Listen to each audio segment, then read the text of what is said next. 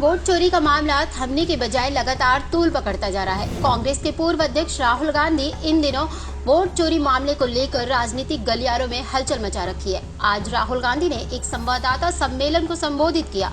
इस दौरान उन्होंने वोट चोरी ऑपरेशन सिंदूर से लेकर भारत सरकार के कई अभियानों तक का मुद्दा उठाया, जहां राहुल गांधी ने कई आंकड़े दिखाकर वोटर लिस्ट में गड़बड़ियों का दावा किया, जिस पर उन्होंने कहा कि मैं संविधान की रक्षा करूंगा क्योंकि मुझे अपने देश और संविधान से प्यार है। मैं भाजपा नेताओं की तरह नहीं कि अपने मतलब के लिए देश के लोकतंत्र को खतरे में डालूं।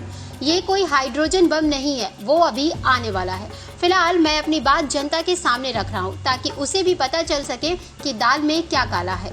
आपको बता दें, वोट चोरी से जुड़े अपने पहले खुलासे का हवाला देते हुए राहुल गांधी ने ये दावा किया था कि एटम बम के बाद अब हाइड्रोजन बम आने वाला है। दिलचस्प बात तो ये है कि राहुल भी भाजपा की तरफ मौका देख चौका मारने वाला काम कर बैठे हैं। जी हाँ, इन बयानों से ये साफ जाहिर होता है कि कहीं न कहीं इस मुद्दे का फायदा उठाते हुए उन्होंने चुनाव आयोग की कार्यप्रणाली पर एक बड़ा सवाल खड़ा किया है।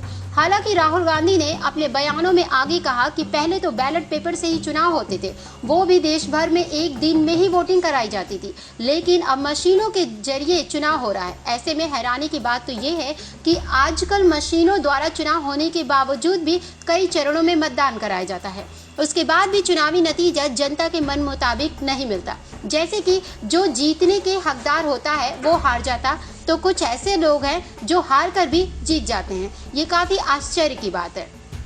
कार्यक्रम को संबोधित करते हुए राहुल गांधी ने वोट चोरी मामले पर अपनी नाराजगी खुलकर जताते हुए कहा, चुनाव आयोग की कार्यप्रणाली का जिम्मेदार वो खुद नहीं बल्कि भाजपा सरकार है। नतीजा भी हर किसी के सामने है।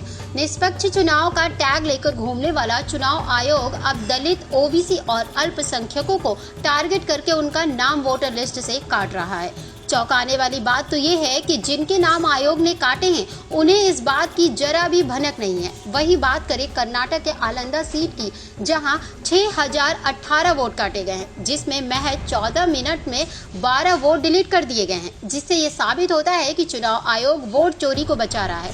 लेकिन शायद उसे ये नहीं पता कि वो खुद लोकतंत्र की हत्या के साथ साथ मतदाताओं से उनका हक भी छीन रहा है।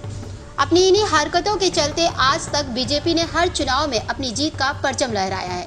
उसकी इसी जीत को देख भोली भाली जनता को लगता है कि ये भारतीय जनता पार्टी ने अपनी मेहनत से जीत हासिल की है, लेकिन सच तो ये है कि सत्ता पर कब्जा जमाए बैठी भाजपा घोटाले के साथ साथ वोट चोरी भी करने में माहिर है, जिसका नतीजा हर किसी के सामने है। चुनाव मतगणना के दौरान कभी ओपिनियन पोल्स कुछ कहते हैं तो रिजल्ट कुछ और ही आता है। अचानक से आए इस चुनावी नतीजे का कारण पार्टी की कार्य योजनाएं बताई जाती हैं, जिसका खूब बखान किया जाता है। उदाहरण के तौर पर लाडली बहन, पुलवामा हमला और अब ऑपरेशन सिंदूर, जिसका गुणगान भाजपा खुद हर राज्य में जा जाकर कर रही है, जिसे राहुल ने चुनावी कोरियोग्राफी करार दिया है। ऐसी खबरों को देखने के लिए बने रहिए जर्नलिस्ट कैफे न्यूज के साथ।